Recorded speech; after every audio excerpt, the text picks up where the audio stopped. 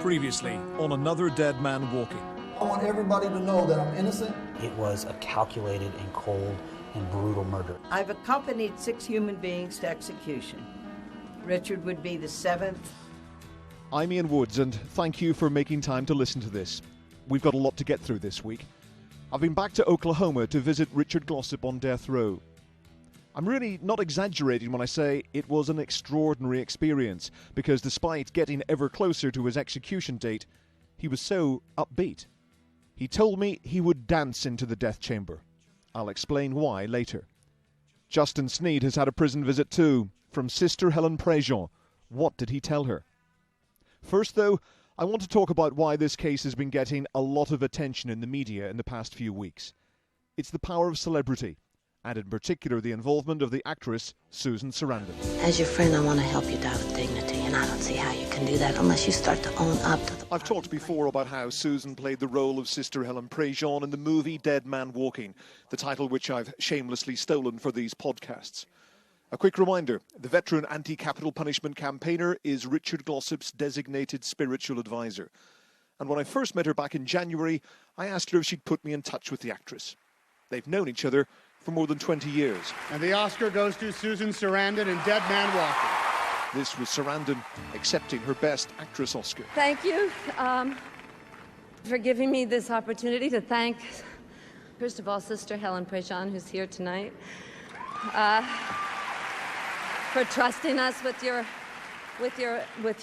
life and bringing your light and your love into all of our lives. Because not many people in Britain know about Sister Helen's work, and because she's such a key figure in this story, I figured that an interview with Susan might help shed some light on what the 76-year-old nun is like.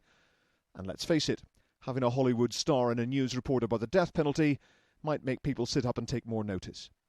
So, Sister Helen put in a good word, and I began a long exchange of emails with Susan's personal assistant Brian to try to arrange the interview. After 6 months, a date was agreed, but unfortunately for me, not at a time when I was going to be in America. I was actually in France on another story at the time. So 2 of my Sky colleagues who were based in New York went to her Manhattan apartment. Sister Helen was around during the making of the film, and she's actually in a scene in the church, and by that time she was very close to my kids. Now, I'd originally asked her to talk just about Sister Helen and her own opposition to the death penalty. But chatting to her on the phone before the camera rolled, she said she'd read into Richard Glossip's case and wanted to talk about it too. And what she said was to make headlines around the world. Richard's case is so typical, bad representation, 2 trials that were ridiculous, no physical evidence, he's put there by a snitch who actually did kill the person, and then the snitch has life, and this guy is being put to death on the 16th. When a mistake is made within a judicial system, people just do not want to admit that mistake has been made, so it becomes impossible, case after case after case, to readdress them. And the only thing now that is going to give him a chance to survive is public opinion, is embarrassment, is public embarrassment. I mean, he's a perfect example of what's wrong with the death penalty, and so of course I'm hoping that some kind of exposure will give him the opportunity to maybe, get his sentence at least commuted, because he's clearly innocent. The governor of Oklahoma is just a horrible person and a woman, so it's even more discouraging. This is where having letters sent to the governor can make a difference, because then they understand. They've refused interviews. They're just trying to keep everybody in the dark. And so if you can get some kind of public transparency for what's going on, that's about the only thing that will save him. Needless to say, her comment about Governor Mary Fallin being a horrible person caused quite a ripple in Oklahoma. Is only on Fox. Speaking to Britain-based Sky News, actress and activist Susan Sarandon says Richard Glossip... Helpfully, I sent the governor's office a link to our interview. Later that day, her spokesman, Alex Weinz, responded with a long series of tweets about the Richard Glossip case. Among them, to say Glossip is at his day in court is an understatement. He's been pursuing the same arguments publicly and in court for 20 years. And, bottom line, Glossip's execution is going forward because he is A, guilty, and B, has exhausted his legal options. 4 days later, the governor also released a statement insisting she would not grant the 60-day stay of execution, which is within her power. It quoted her saying, Richard Glossip was first convicted of murder and sentenced to death over 17 years ago. He has had over 6,000 days to present new evidence. Postponing his execution an additional 60 days does nothing but delay justice for the family of Mr. Van Treese. She's referring to Barry Van Treese, the murder victim, and I'll talk more about his family shortly. Oklahoma's main newspaper published an editorial agreeing with that position. Quoting from our interview with Susan Sarandon, the Oklahoman concluded that if Governor Fallon was to intervene, it would be the result of legitimate concerns about Glossip's guilt, not the formulaic and condescending opinions of some Hollywood elite. Needless to say, Richard Glossip was very happy to have her support. He phoned me the day our interview was broadcast, and for the first time, I was able to talk to him live on Sky News. I'm really, truly happy that Susan Sarandon is speaking out for me. And, we got to get this out to people. We got to stop this from happening. We got to stop it from not just happening to me, but to other people. Sarandon's intervention forced other media outlets which had previously ignored Richard Glossip's upcoming execution to take an interest. And all you're asking for is more time to look at this, and somehow the governor in Oklahoma is resisting that. Well, and I apologize to the governor because I said she was a horrible person and I don't know her, and that was really wrong of me to say that. But in a matter of life and death, I feel very passionately about this, and it's clear that it would be a miscarriage of justice and that it is a horrible That was thing Susan Sarandon appearing on MSNBC. And then last week, a one-hour special on one of America's most popular daytime programs, Dr. Phil. Monday on an all-new Dr. Phil. We're breaking from reruns for an urgent Dr. Phil exclusive. Just like in Dead Man Walking, Susan Sarandon is fighting to get one man off death row. The justice system is broken. You believe he's innocent. There's no forensic evidence. His dying is wrong. His letter from prison. If the worst happens, I want my death not to be in vain. How do you feel about what he says? Her newsmaking apology. Where's my camera? I'm wrong to call you a horrible person. I'm sorry. Her emotional plea. Obviously, it's very upsetting. I'm heartbroken for this man. With only days left. The clock is ticking. That's Monday on Dr. Phil. Check your local listings. The Daily Mirror put Richard on its front page. Dead Man Talking was the headline, and the story prompted hundreds of comments on his website, richardeglossip.com. A lot of people write to Richard in prison. Once he's read them, he sends them to his niece, B.J. Boydell, for safekeeping. These are from January until 2-3 weeks ago. She now has a huge cardboard box full of letters and cards from all over the world, including Britain. It's interesting that somebody should have sent a card with the Last of the Summer Wine characters in it, because we know that's his favourite TV series, and it's somebody who lives near where Last of the Summer Wine was filmed. And they say that... I thought this could lift your spirits. It comes with all my love. I know these three guys would have been in your side. Does it bring any comfort, seeing all these letters and seeing these people who write to him? Yes, it does. It means that we're being heard and people are seeing for themselves that he's innocent. And this is helping him to have his positive outlook every day, knowing that people do care.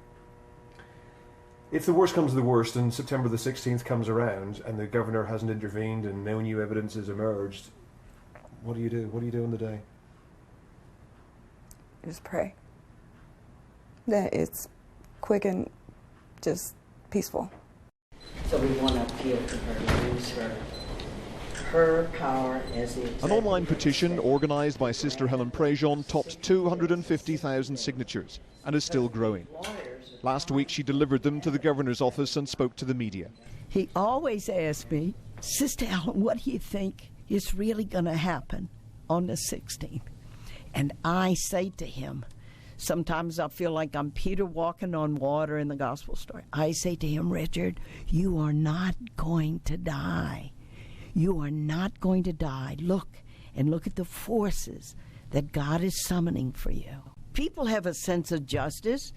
People can hear you say, but he had these trials, and he had this, and he had that. But they said, You mean a man's going to his death on the word of a 19-year-old kid who was under pressure for the death penalty himself, in the custody of police for 6 months, saw a lawyer one time. He delivered to them what they needed to save his own life, and on the word of that man, without any forensic evidence. There's not a fingerprint of Richard Glossip on the money. There's no forensic evidence to corroborate what Justin Sneed said. Solely on his word, Richard's going to his death. Listening to her in the room was Alex Weinz, Governor Mary Fallon's spokesman. After the news conference, he called the media together to make his first on-camera comments about the case. 12 jurors unanimously convicted Richard Glossip of murder. They were also unanimous in their decision that he deserved the death penalty.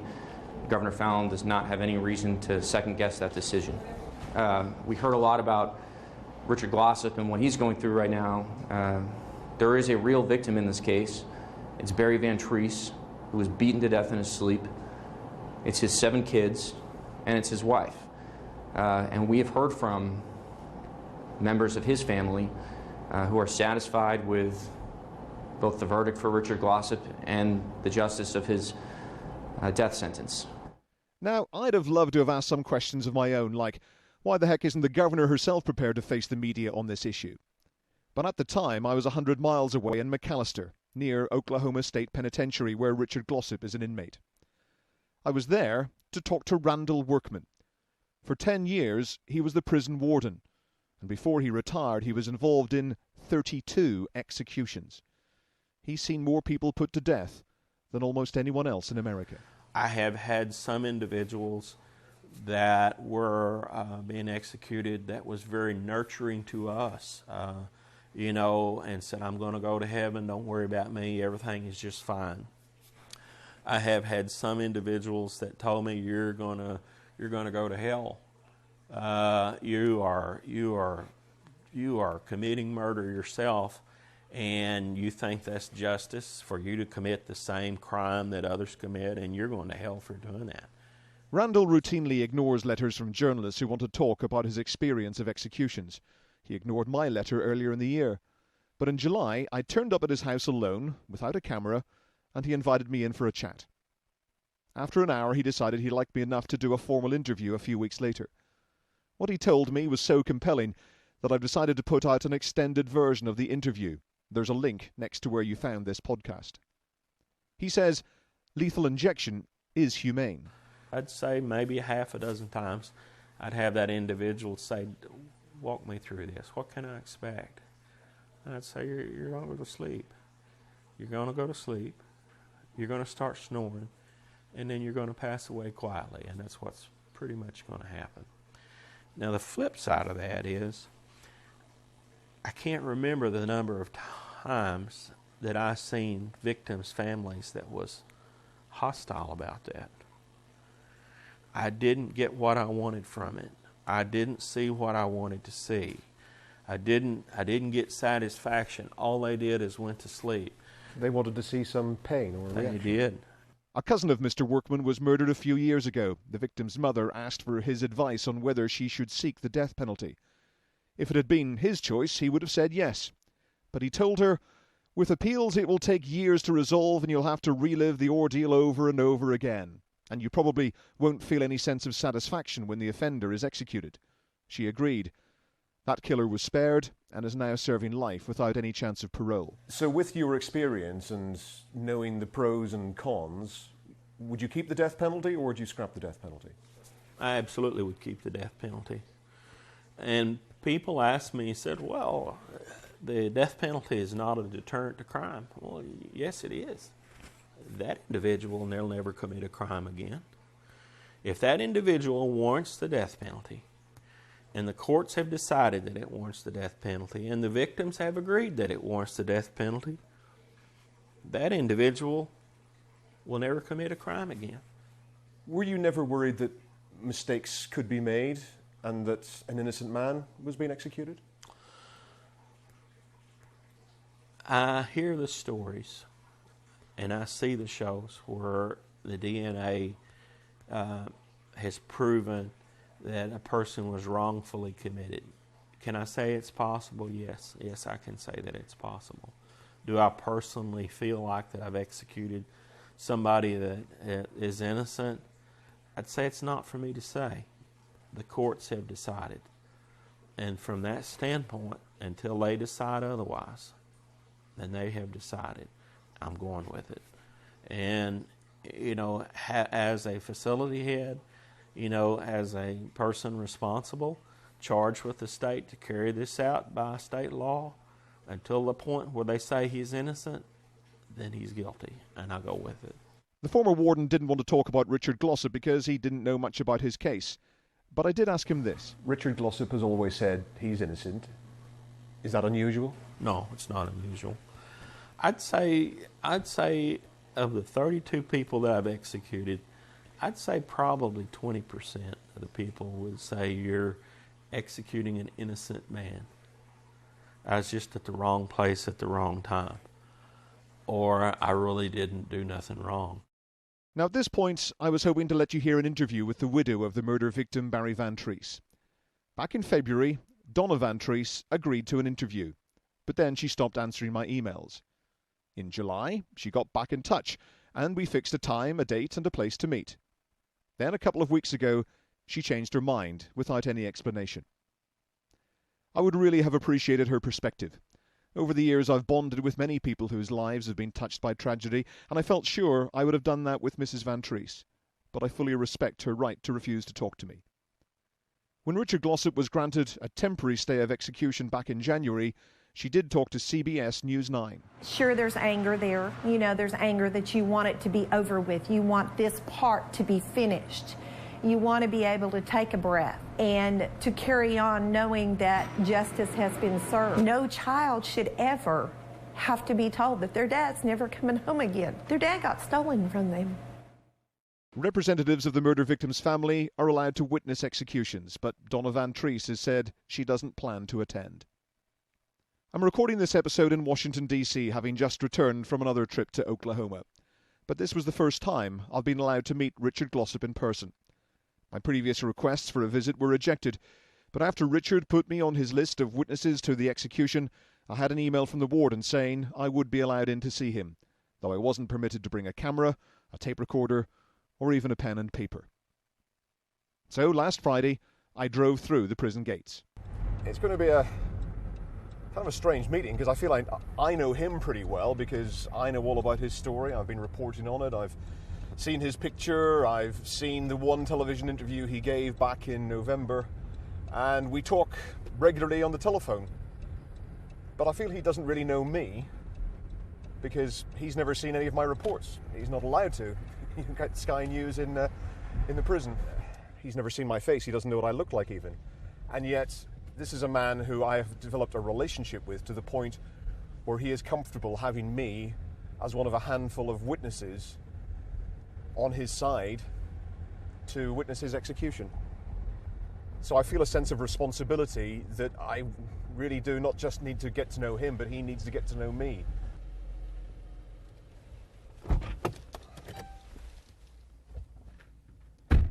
I walked into H Unit, the death row wing of McAllister State Penitentiary. After being frisked, a guard opened a door and said, "Do you know where to go?" As if I was a regular visitor. Of course I didn't, so he led me along a long grey corridor which opened out to an area with 4 windows on each side and a wooden seat bolted to the floor in front of each booth. A couple of seats were occupied with visitors talking to inmates on the other side of the glass and metal bars. I couldn't hear what they were saying because of the roar of an air conditioning unit which drowned out everything. As I waited for Richard to be brought in, I looked around and the only thing on the walls to read was a notice saying there was 0 tolerance of rape in prison. That was good to know. After 20 minutes, Richard was led in. His hands were handcuffed behind his back. A guard opened a door to allow him into the cubicle, closed it, locked it. And then Richard crouched down so the guard could reach through a slot to remove the cuffs. Only then did Richard look at me and smile. Your natural instinct is to shake hands on these occasions, but with a window between us, I simply raised my hand and did a mock high five. He was a lot thinner than recent pictures. He said he'd lost more than 50 pounds, but he looked healthy. And he looked happy. At one point he said he would dance into the death chamber, and this would be the happiest execution the state had ever seen. Because I couldn't record his words during the visit, I got him to explain what he meant when he phoned me afterwards. I'm not going to let this bring me down and take away the spirit that I have in me or the soul that I have in me. So that's why I'm happy all the time, because I got to make myself happy. It's easier for me to deal with the situation by dealing with it with the type of person that I am, and I'm just a happy person. I just want to,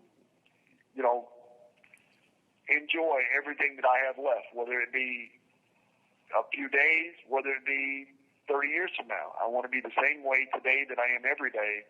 My main goal was to make sure that the whole world knew that I was innocent. And the governor, with the publicity that we had, this is worldwide now, everybody sees that I was innocent. More and more people sign every day because they see that this is truly an injustice and a massive injustice. But yet, the governor does say what she says, and, she can carry out her execution, she can do whatever she wants. It still doesn't ever going to change the fact that all these people know that I'm innocent. And that's why when you came up to visit me, you saw, that I laugh a lot, I smile a lot. I smile all the time because that's me anyway. I've always been that way. It's actually better having a conversation with Richard on the phone than face-to-face. To be able to hear what he was saying above the din of the air conditioning, I had to tilt my head and put my ear to the metal grill, which meant I couldn't look at him and listen at the same time. I've talked in the past about how Richard loves British humour. He told me without any sense of irony that he's a fan of One Foot in the Grave. He urged me to watch the Martin Clune show Doc Martin, which I'd never seen. He told me he enjoyed the Great British Bake Off and liked Simon Cowell and Piers Morgan. Richard really should have moved to the UK years ago. I thought I was going to find a broken man watching his chances of living ebbing away. Instead, I found a man reconciled to his fate. His daughters Erica and Christina were visiting him too. Well, his mother told him he's always been, a happy child and laughing and playing all the time, and he said he's not going to he's not going to let anybody, change that about how he feels. He said he's lived a great life, a happy life, and he wants to die happy. Do you think he's accepted that this is going to happen now? Because he is talking about this is going to be the happiest execution they've ever seen. I'm going to dance in there and all sorts of statements like that, as if he's almost, I don't know, whether he's accepted it or not. Yeah, he's accepted it, and he's at peace with it. He's fine. He holds no grudges against anyone, and like he said, he wants to die happy. Richard is now in a cell by himself in a corridor adjacent to the death chamber where he's due to be taken on September the 16th. He was moved there 35 days before the scheduled execution. Bizarrely, every week he's moved one cell closer to the room where he's due to die. But I wanted to get a sense of what other inmates feel about Richard and his protestations of innocence. A few weeks before he was moved, when he was still able to mix with other death row prisoners, Richard called me and I asked him to pass the phone to his cellmate, Wendell Grissom. How can you go from never being in trouble to straight to death row? I guarantee you, if they take Richard upstairs and they execute him, they're going to go off down here. Kicking doors and all that kind of stuff, and it'll be loud. Speaking of inmates, what about Justin Sneed, the killer of Barry Van Treese? What are his thoughts as Richard's execution approached? Well, Sister Helen Prejean confided in me that she's been to see him. Yeah, I wrote Justin a letter and I met with him yesterday. The nature of what we talked about was confidential because I went in as the capacity as a spiritual advisor, and just understanding that he was a 19-year-old kid under a lot of pressure. And I've actually gotten him a lawyer, a very good lawyer, to help him through whatever steps he's going to take. And the truth is, that kid got a life without parole sentence. He was under pressure for 6 months without seeing a lawyer. Justice wasn't done for Justin Sneed either. And so, but I can't reveal what exactly we talked about, but he's matured, I could tell, just from what he's doing with his life and the way he talked about his life. I can tell that he's grown. Is time running out there? Was there enough time for contacts with him to bear fruit? I don't know. I don't judge those things. I get in there and I just do what I can with human beings. He deserved to have somebody talk to him, and he deserves a good lawyer that he never had. So no sign of a breakthrough there, and Richard's attorney Don Knight wouldn't talk about whether he'd been able to track down Sneed's daughter, Justine. Remember, she apparently wrote a letter to the parole board saying her father wanted to recant his evidence against Richard. But Don Knight says he's still working to find something, anything, which he can take to a court to try to stop the execution. We have probably another 35 or 36 witnesses that we have yet to see, and we have witnesses that come from witnesses. So there are many, many things yet to do that we just haven't had the opportunity to get done. So the focus is on trying to get a 60-day stay of execution. What do you think those 60 days would give you? Those would give us at least a fighting chance to get to every witness that should have gotten talked to before the second trial. Now, of course, we are never going to get to all of those witnesses because some of those are dead. The governor's office would say, and had said, why do you need 60 days? You've had 18 years to try to gather all this evidence. Why has it been left until these last few months? I haven't had 18 years to do the work that I would do as Mr. Glossip's lawyer.